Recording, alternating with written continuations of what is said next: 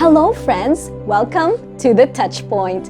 Please join us in just a few minutes of your time for our 10th episode of Gospel Realities, entitled When You Are Not So Pretty at All. I'm sure that many of you, like me, who grew up with Matthew in mind as one of Jesus' greatest disciple and the famous author of the book of Matthew in the New Testament.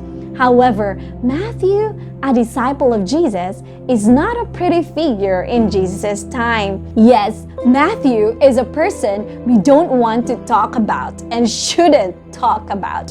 Why? Because he is working for those who oppress God's people. He has chosen to serve the enemies of God's people. He is working as a tax collector for the Roman government. The position of a tax collector was classified along with prostitutes and sinners. The name is also known to be associated with abuse. Matthew lived a life of being hated and ostracized by society. Do you see yourself in Matthew? Do you feel that people treat you with the mistakes you have made? Do you feel that your past became the measuring stick of who you can be and what you will become? Matthew's life was not easy. How do you think Matthew felt about going to work every day and having no friends and no family who cares about him? The Jewish tax collector has been shunned in the Jewish community and treated as lesser than a dog. But that's only because he made his own decision. It is only because he made the decision without thinking about what people would think of him. Matthew was treated without any value.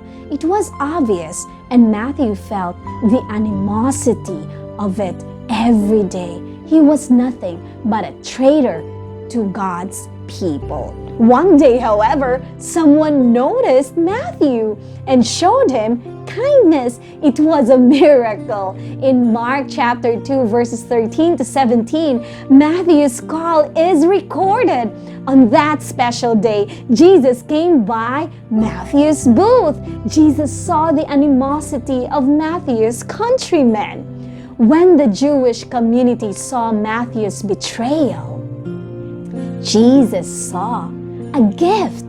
Jesus saw the gift of his recording. He had dealt with money in the tax collector's office, so he must have been familiar with numbers. Jesus saw Matthew not for what he did, but for what he could do.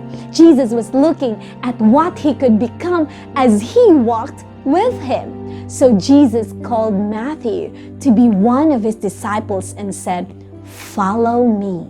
Without hesitation, Matthew gladly left his post and followed Jesus.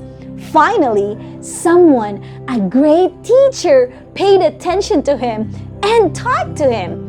That teacher must be someone different, Matthew thought.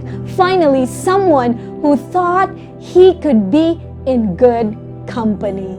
But it wasn't just any company. It was the mission for which God had created him. Matthew's value lay beyond his role as a tax collector. There was something more to Matthew than what he was doing. That was the history of Matthew's life.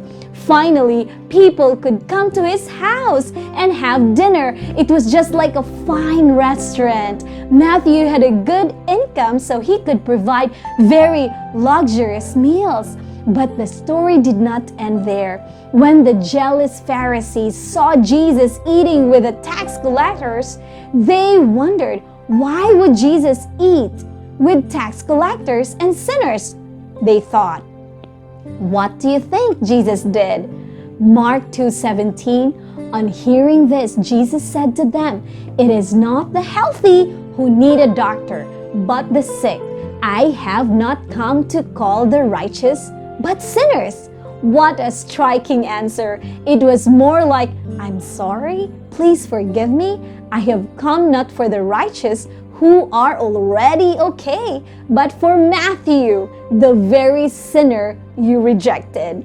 Friends, today, God says to you, I have come exactly just for you. When you are not at all pretty, Jesus says, I have come exactly for you.